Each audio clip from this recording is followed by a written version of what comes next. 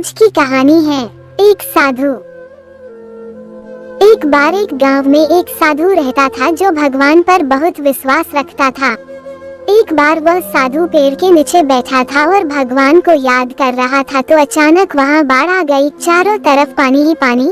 सब लोग अपने आप को बचाने के लिए ऊपर पहाड़ की तरफ भागने लगे। उनमें से एक आदमी ने देखा कि इस हालत में भी साधु जी भगवान की तपस्या कर रहे हैं। वह सोचा कि ये अपने आप को बचने के लिए कहीं जा क्यों नहीं रहे हैं, तो उसे साधु से बोला, अरे आप कहीं जा क्यों नहीं रहे हो, आप भी मेरे साथ ऊपर पहाड़ की तरफ चलो, नहीं तो डूब जाओगे। साधु बोले, अरे हमें क्या होगा, मैं भगवान की इतनी तपस्या करता हूँ, मुझे कुछ नहीं हो सकता, मुझे भगवान अपने आप बचाएगा। धीरे धीरे पानी साधु के कमर तक आ गया। अब लोग वहां से नाव लेकर निकलने लगे तो उनमें से एक ने साधु से कहा, अरे पानी आपके कमर तक आ गया है, आप हमारे साथ चलो। तो साधु ने कहा कि नहीं नहीं, भगवान मुझे अपने आप बचाएगा, और वह नाव वाला भी वहां से निकल गया।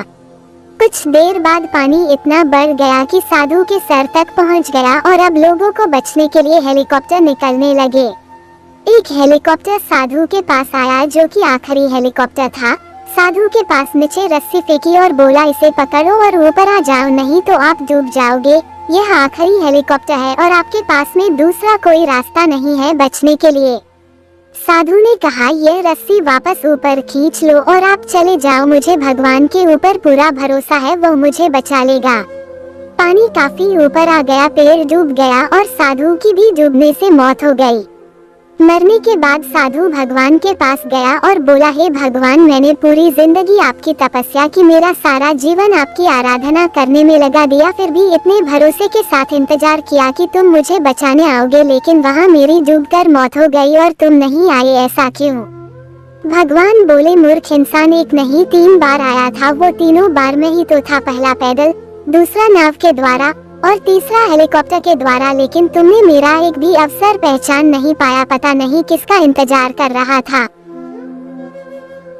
कहानी से सीख, इस तरह से जिंदगी में हमें ऊपर वाला बहुत से मौके देता रहता है, लेकिन हम सब उस मौके को ठुकरा कर पता नहीं किस चीज का इंतजार कर रहे होते हैं कि वो होगा तभी मैं करूँगा, और इस बात पर अड़े रहने से एक वक्त के बाद वो मौका हाथ से निकल जाता है और हम कुछ नहीं कर पाते हैं। तो किसी भी अच्छे समय का इंतजार मत करो, जो भी करना है आज और अभी से ही शुरू कर दो। ऐसी ही और शॉर्ट मोटिवेशनल स्टोरी, स्पीच और कोट्स के लिए आपके अपने चैनल को सब्सक्राइब करें। Thanks for watching. जय श्री श्याम।